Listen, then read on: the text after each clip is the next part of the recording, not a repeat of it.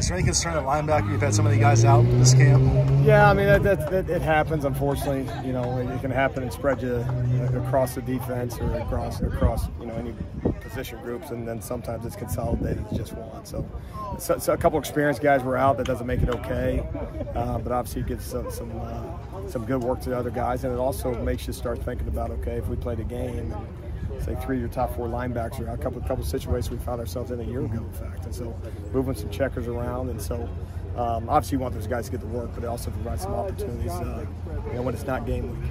Are Shane and Eric on track for week 1? I believe so. What have you seen as far as Alex Grinch? Obviously, had a really tough year last year, and as far as his stick-to-itiveness, his progression, Yeah, I mean, he's been from a personal standpoint, from a work ethic standpoint. I mean, quote me, as a good dude. I mean, like he checks every box, and it's one of those things where you just haven't had a chance to really coach him on the field. We got to a little bit in the spring, but he was non-contact, and there's a big part to football that's the contact piece. And so now, obviously, we're very fortunate he was able to get some reps in spring, 7-ons and some of that stuff, but the thuds and all that stuff wasn't available for. So anyway, it was a good progression over summer. His body's right, and then it was interesting to see what the fall camp was going to hold for him. He has made as much progress in 14 days as anybody's ever done.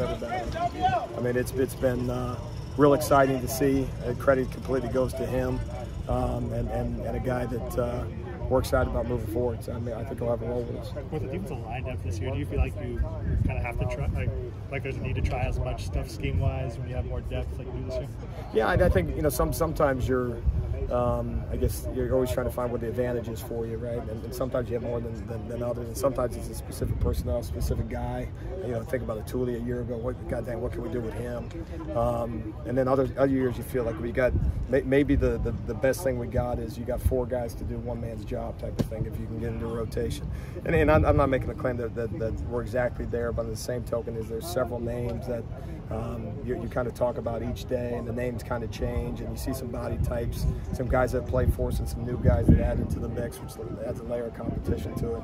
So I envision us playing a lot of guys on the defensive front, and expect each week to kind of be a battle in terms of who gets the most reps and stuff. But I think big picture-wise, in terms of doing more things or doing different things, I just collectively for the guys, one of the things we've given a lot of credit to them.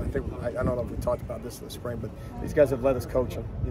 A lot less managing, effort and managing, and spring ball #1 meeting on practice 14 of fall camp. I mean, really being able to get in some situational stuff that, and so that's at every position. And so that, if I had to circle one real positive, and then there's been several, but one real positive, of course, of fall camp is we've been able to.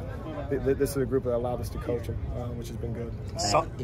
If you had to go into a game, what's the one aspect of your defense you're the most confident in at this point?